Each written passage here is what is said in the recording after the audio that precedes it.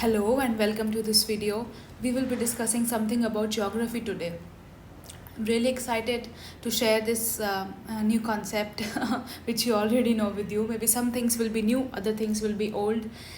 Just like our lives, we have to take learnings from the past and then look at future with hope and kindness for other people and smile often, laugh, make jokes and lead a good life, be a good human being. So, with that in mind, let's begin to understand geography. So, geography, the word itself is formed using two words, geo and graphos. Geo means earth, and graphos means description. It was given by the Greek scholar who lived between 276 to 194 BC. His name was Eratosthenes. The geography is such that all the natural and social sciences have an osmotic relationship with the geography as they act as the database for it. We basically understand the areal differentiation, which is the phenomena that vary over space. So we like to understand how things are changing across period and space. The technology has allowed the human race to invent things outside of the already available local natural resources. That's why human beings have made a great impact on the geography. So, it also allowed efficiency, leisure, leverage of technology, mass production, and mobility. The humanized nature and the naturalized human beings are what form the geographical thought. What features and where they are located and why they are located there, how it happened. All of this is understood in geography. What features, where located, and why so. The interdependencies of time and space are studied in geography, which means that time can be converted into space and space can be converted into time. Meaning, if we say that hospital is 20 kilometers away, we could also say that the hospital is 1 hour away, or if it is nearer we could say it's 20 minutes away. So we have converted time to distance and distance to time and space can be interconverted, and therefore you need maths, statistics and econometrics also while you study geography. The thought of geography has been developed by two Germans between the period of 18th to 19th century. The first one is Alexander von Humboldt. He worked out the systematic approach, whereas Karl Ritter, his contemporary, developed the regional approach. Under the systematic approach, the first step is to study the whole earth and then to identify the differences.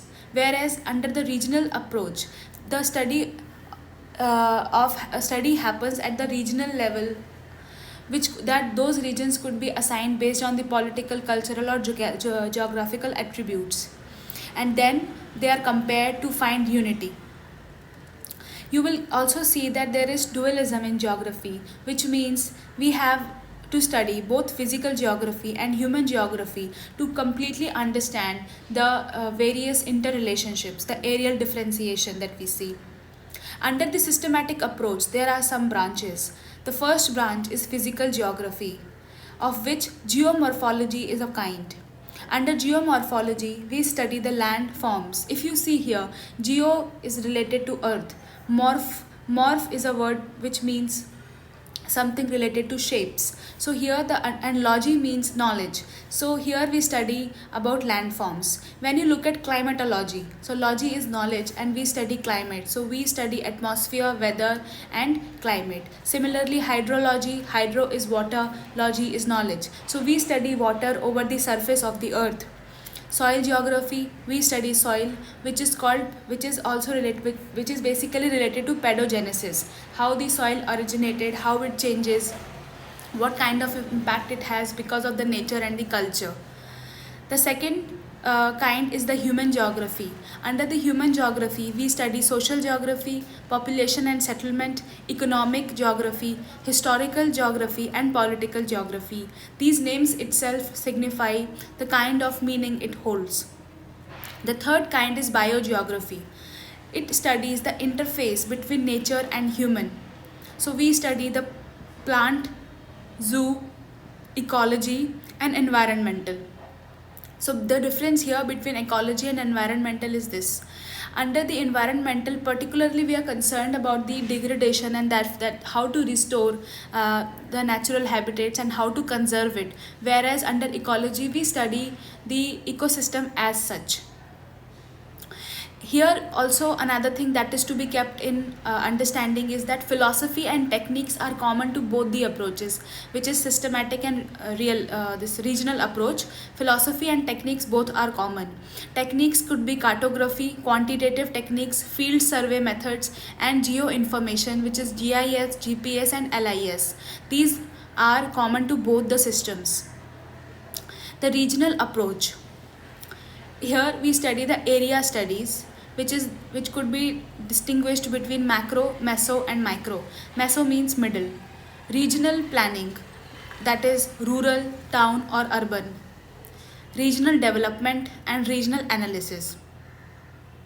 So this is all that I could share with you with regard to the introduction of geography. In the coming chapter, we will be discussing the earth. I hope you have liked this video. Please take care of yourself and smile often.